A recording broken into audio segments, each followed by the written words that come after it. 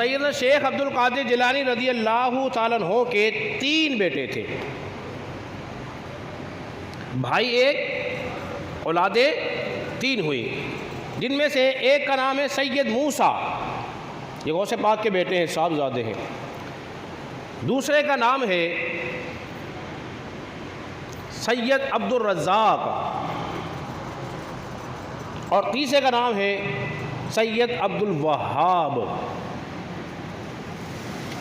جس طرح شہر حیدرآباد کے اندر ایک بڑی مشہور معروف روحانی شخصیت آرام فرما ہے، جسے لوگ سخی عبد الوہاب صاحب کے نام سے جانتے ہیں، اور معروف اور مشہور یہ ہے کہ یہ غوث پاک کی اولاد ہی میں سے ہے، کہ غوث پاک کے بیٹے کا نام کیا ہے؟ سید عبد الوہاب۔ تو یہ جو ہمارے یہاں حیدرآباد میں جو بادشاہ ہیں اس وقت، وہ ہے سخی عبد الوہاب شاہ جیلانی رحمۃ اللہ تعالی علیہ۔ حضرات محترم، اتنی گفتگو سمجھنے کے بعد آپ فرماتے ہیں غوث پاک مجھے یہ بزرگی اور عظمت جانتے ہو کیسے ملی؟ اب وہ اپنی بزرگی اور عظمت کا راز جو ہے لوگوں کو بتا رہے ہیں۔ فرماتے ہیں، کہتے ہیں مجھے یہ بزرگی اور عظمت جانتے ہو کس سبب سے ملی؟ وہ ملی مجھے سچائی کی برکت سے، سچائی کی برکت سے۔ بس میں سچ بولتا رہا، اللہ تبارک و تعالیٰ مجھے بزرگیاں دیتا رہا، بلندیاں دیتا رہا۔ اور فرماتے ہیں یہ مجھے قطبیت کیسے ملی؟ اب قطبیت کا راز بھی بتا رہے ہیں، پہلے بزرگی کا راز، اب قطبیت کا راز۔ فرماتے ہیں بس میں علم دین پڑھاتا رہا، اللہ نے مجھے قطب بنا دیا تھا۔ یہ علم دین کی برکت ہے، اس لیے کہ ہم پچھلے درس کے اندر اس بات کو بیان کر چکے ہیں کہ بچپن میں آپ کی والدہ نے آپ سے عہد لیا تھا۔ عہد کیا تھا کہ بیٹا سچ بولو گے۔ فرماتے علم دین سیکھنے کا شوق جو ہے مجھے بچپن سے ہی حاصل تھا، اور میں نے ایک شہر سے لے کر دوسرے شہر سفر کرنا شروع کیا۔ تو معلوم یہ ہوا علم دین حاصل کرنے کے لیے اگر تمہیں دور بھی جانا پڑے تو جانا چاہیے۔ وہ حدیث مبارکہ جو بڑی مشہور معروف ہے، جسے داتا علی حجویری نے اپنی کتاب کشف المحجوب میں بھی لکھا ہے، علم کے باب کے اندر، وہ کیا ہے؟ علم دین حاصل کرنے کے لیے اگر تمہیں چین بھی جانا پڑے تو چلے جاؤ۔ علم دین کی اہمیت کو بات کو بیان کیا گیا ہے۔ حضرات محترم، جب علم دین حاصل کرتا ہے تو مشکلات آتی ہیں، دشواریاں آتی ہیں، ان دشواریوں میں ثابت قدم رہنا بھی بے حد ضروری۔ اگر انسان ثابت قدم نہ رہے، اس کے قدم متزلزل ہو جائے تو وہ اپنی منزل و مقصود تک بولیے نہیں پہنچ سکتا ہے۔ تو غوث پاک فرماتے ہیں میں نے مجاہدہ کیا، اس قدر مجاہدہ کیا، اس قدر میں نے سخت مشکلیں جھیڑی ہیں، اگر پہاڑ پہ ٹوٹ پڑتی نا پہاڑ بھی پاش پاش ہو جاتا، ایسی میں نے مشکلات کو برداشت کیا ہے اور ثابت قدم رہا ہوں۔ اس لیے کہا جاتا ہے الکرامت الاستقامت فوق الکرامت، استقامت جو ہے وہ کرامت پر بڑی ہوتی ہے۔ استقامت کے ساتھ جب کوئی بات بندہ کام کرتا ہے، اللہ اس کے اندر اس کو کامیابی عطا فرما دیتا ہے۔ اور غوث پاک فرماتے ہیں میں نے مجاہدہ کیا، اور مجاہدہ، یہ مجاہدہ ہوتا کیسا ہے؟ مجاہدے کئی طرح کے ہوتے ہیں۔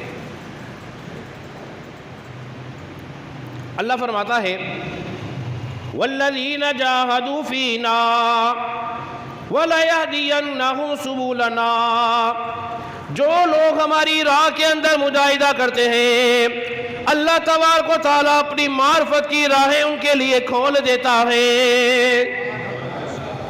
معرفت کی راہیں کھل جاتی ہیں۔ اور یہ مجاہدہ بستروں پہ لیٹنے سے نہیں حاصل ہوتا، نرم نرم بستروں پر ٹھنڈے ٹھنڈے کمروں میں رہ کر آرام سے کرسی اور صوفے بیٹھ کر مجاہدہ حاصل بولیے نہیں ہوتا ہے، پھر مجاہدہ کیسے حاصل ہوتا ہے؟ فرمایا والذین یبیتون لربہم سجدا وقیاما،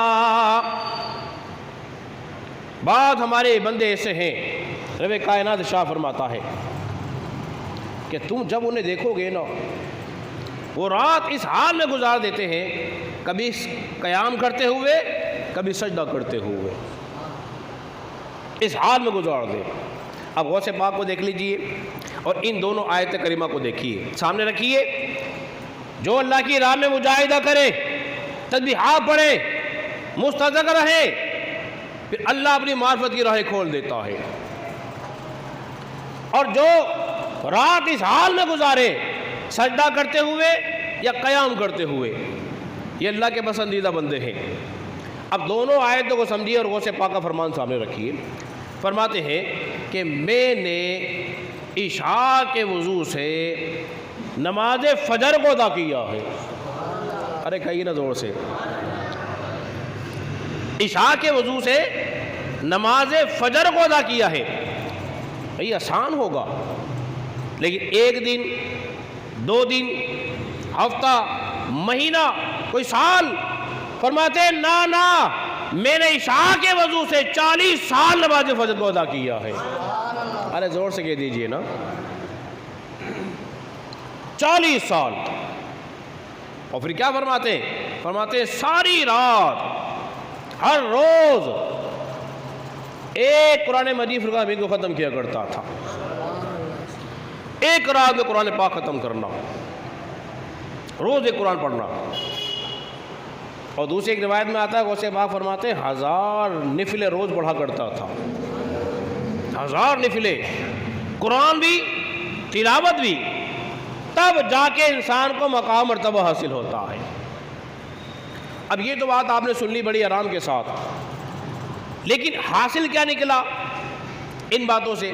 معلوم کیا ہوا؟ معلوم یہ ہوا غوث پاک کو نماز سے بڑی محبت تھی۔ اگر آج ہم غوث پاک کا نام لینے والے ہیں، ان سے محبت کرتے ہیں، تو ہمیں نمازوں سے محبت کرنی پڑے گی۔ دوسری بات کیا معلوم ہوئی؟ کہ غوث پاک ہر روز قرآن پڑھا کرتے تھے، محبت تھی قرآن سے، قرآن سے وابستہ رہے۔ تو آج ہم نے غوث پاک کے طریقے پر عمل کرنا ہے۔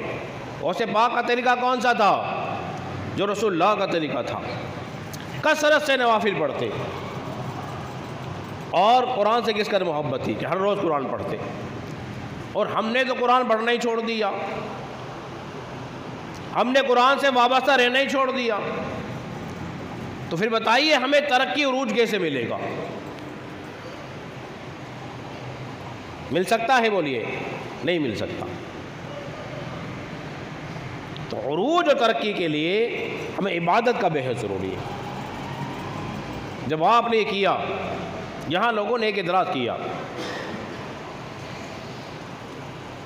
کہتے ہیں بھائی روز ہر قرآن ایک مرتبہ اور 3 دن سے کم میں قرآن پاک ختم کرنا تو منع ہے، اور غوث پاک ہر روز پڑھا کرتے تھے، حضور نے تو منع کیا اور غوث پاک کر رہے ہیں۔ بعض لوگ یہ شبہ ڈالنے کے لیے اس قسم کی باتیں کر دیتے ہیں۔ اب میں اس کا جواب بھی یہاں دے دیتا ہوں تاکہ بات آپ کو سمجھ میں آ جائے۔ دیکھیے ہر کام میں ہوتی ہے حکمت۔ کیا ہوتی ہے جی؟ حکمت ہوتی ہے۔ ان میں حکمت کیا تھی؟ پہلی حکمت تو یہ تھی کہ ہر آدمی میں یہ قوت و طاقت نہیں ہوتی کہ وہ 3 دن کے اندر اندر قرآن ختم کر لے۔ ہر آدمی کی قوت طاقت نہیں ہوتی، لیکن بعد میں ہوتی ہے۔ حکم ہوتا ہے اکثر کے لحاظ سے۔ کیا ہوتا ہے جی؟ اکثر کے لحاظ سے۔ اگر تم نے 3 دن سے کم میں قرآن ختم کر لیا تو تم اس کے معنی، اس کے مفاہیم پر توجہ نہیں کر پاؤ گے، تم اس کو سمجھ کے نہیں پڑھو گے۔ یہ ان کے لیے ہے، آپ اور میں۔ ہماری زبان کون سی ہے؟ بولیے، اردو۔ اور قرآن کس میں ہے؟ عربی زبان میں۔ غوث پاک کی زبان کون سی تھی؟ عربی تھے تو اجمی، زبان عربی میں کلام کیا کرتے تھے. میں آئندہ بتاؤں گا آپ کو. آپ 13 زبانوں کے اندر کلام فرمایا کرتے تھے. جب میں علمی مقام آپ کا بیان کروں آئندہ جمعہ انشاءاللہ. تو غوث پاک تو سمجھ کے پڑھتے ہوں گے نا. عرب کے لوگ جو عربی میں قرآن پڑھ رہے ہیں انہیں تو سمجھ میں آ رہا ہے، لیکن حضور کی نگاہ قیامت تک کے لوگوں کے لیے تھی. ایک بات سمجھ لی. دوسرا جواب وہ کیا ہے کہ منع ہے، گناہ نہیں. منع ہے، گناہ نہیں. کیوں؟ کمزور لوگ بھی ہوتے ہیں اس کے اندر. گناہ تب ہوگا جب وحی آ جاتی. جس طرح 3 شخص نبی پاک صلی اللہ علیہ وسلم کی خدمت میں حاضر ہوئے اور حاضر ہونے کے بعد کہنے لگے، حضور کی عبادت معلوم کی نا، بخاری کے اندر یہ موجود ہے، باب النکاح کے اندر روایت. حضور کی ازواج مطہرات سے عبادت کے بارے میں تذکرہ کیا. حضور کی عبادت کیسی تھی، شب روز کیسے تھے. انہوں نے رسول اللہ صلی اللہ علیہ وسلم کی عبادت کو کم جانا. کہنے لگے کہ آج کے بعد میں افطار ہی نہیں کروں گا. ایک کہنے لگا آج کے بعد میں رات کو سوؤں گا ہی نہیں، عبادت ہی کروں گا. اور تیسرے نے کہا میں تو شادی نہیں کروں گا. 3 نوجوان، 3 باتیں. رسول اللہ صلی اللہ علیہ وسلم نے تینوں کی بات سنی. فرمایا سنو، تم کیا باتیں کر رہے تھے؟ میں نے تمہاری بات سن لی ہے. دیکھو میں اللہ کا محبوب ہوں، میں سوتا بھی ہوں، رات کو اٹھ کے رب کی عبادت بھی کرتا ہوں، میں کھاتا بھی ہوں اور روزہ بھی رکھتا ہوں، افطار بھی کرتا ہوں اور روزہ بھی رکھتا ہوں، اور میں شادیاں بھی کرتا ہوں. تاکہ شادی کر کے اس لیے بتائی تاکہ ہمیں ڈھنگ ہو جائے. کھا کر اس لیے بتایا تاکہ کھانے پینے کے آداب آ جائیں. سو کر اس لیے بتایا تاکہ تمہیں سونے کا طریقہ آ جائے، جسم میں قوت و توانائی حاصل ہو جائے. فرمایا تم یہ کام نہیں کر سکتے لہذا چھوڑ دو. کیونکہ کوئی ہمیشہ روزہ رکھ ہی نہیں سکتا، کوئی ساری رات کھڑے نہیں ہو سکتا. قوت مدافعت طاقت انسان کے اندر بولیے نہیں ہوتی ہے. لیکن بعد اللہ کے بندے ایسے ہوتے ہیں. قرآن کہہ رہا ہے والذین یبیتون لربہم سجدا وقیاما. لیکن بعد بندے ایسے ہیں جب تم انہیں دیکھو گے رات میں قیام کرتے ہوئے ملیں گے یا تمہیں سجدہ کرتے ہوئے ملیں گے. وہ سجدہ کرتے ہوئے اور قیام کرتے ہوئے ساری ساری رات گزار دیتے ہیں اور گزار کر اپنے رب کو راضی کرتے ہیں. اور جب انسان کے مقام مرتبہ حاصل ہو جاتا ہے پھر دیکھو کیسے جلوے ہوتے ہیں.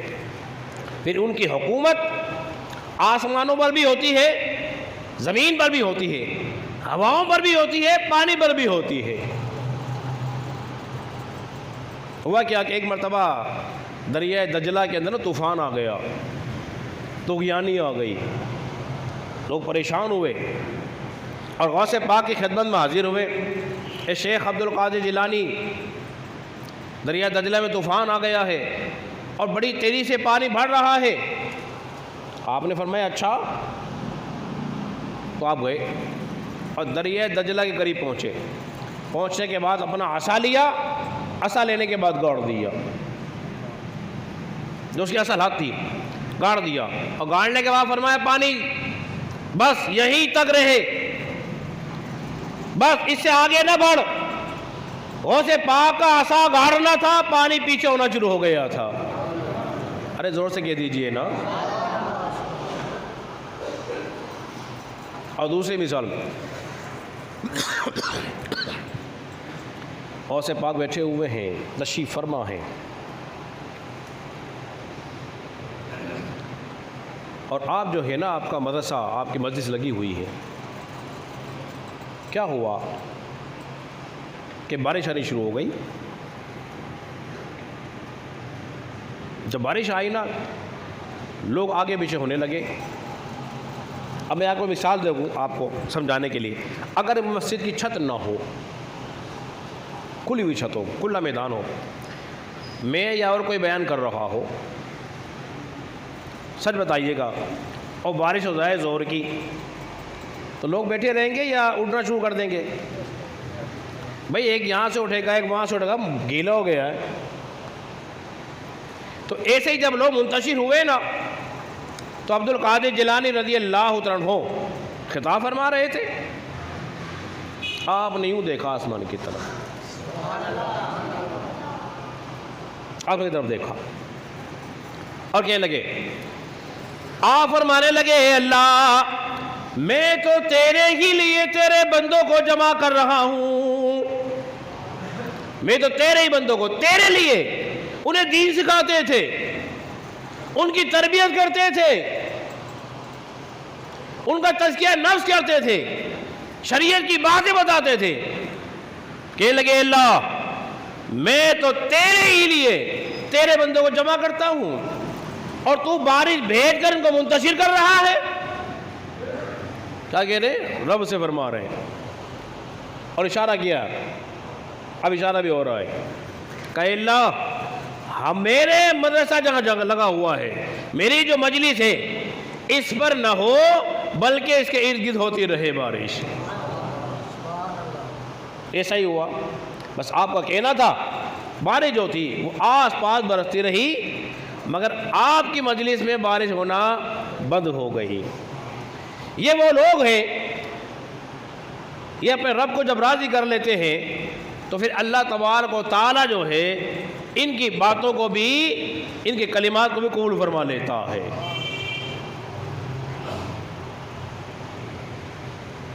ایسے ایک آپ کے بعد جو تھے نا، بڑے بڑے لوگ آیا کرتے تھے، بڑے بڑے لوگ، وقت کے بادشاہ، وقت کے خلیفہ آپ کے پاس آتے تھے اور آ کے بیٹھا کرتے تھے۔ ایک خلیفہ وقت آپ کے پاس آیا اور آنے کے بعد سلام عرض کیا اور بیٹھ گیا، اور اشرفیہ میں کچھ لے کر آیا تھیلیوں میں رکھ کر، کہا حضور والا مجھے کچھ نصیحت فرمائے۔ آپ نے چند نصیحتیں کی، کرنے کے بعد فرمایا کہ وہ حضرت یہ تحفہ لایا ہوں قبول فرما لیجئے۔ آپ نے کہا ہمیں اس کی حاجت نہیں ہے،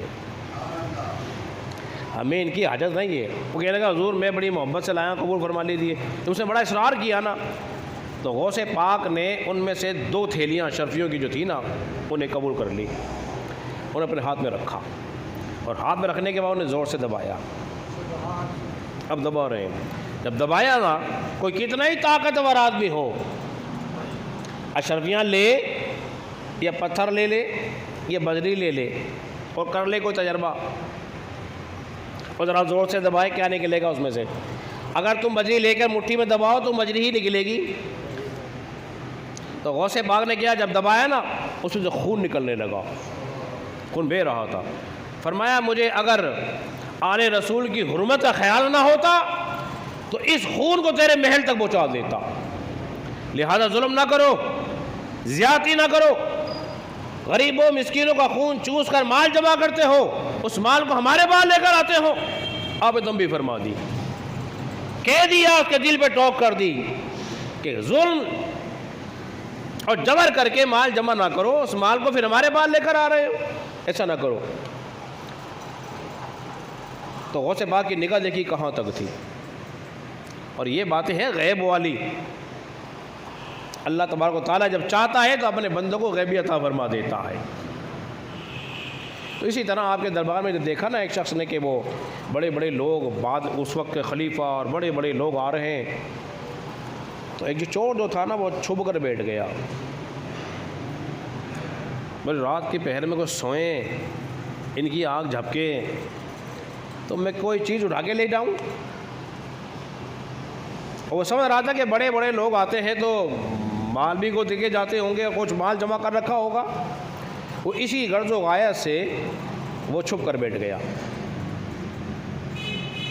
اور غوث پاک علیہ رحمہ جو تھے نا اپنی عبادت میں مشغول رہے، عبادت کرتے رہے۔ کیا ہوا، رات کے آخری پہر گزرا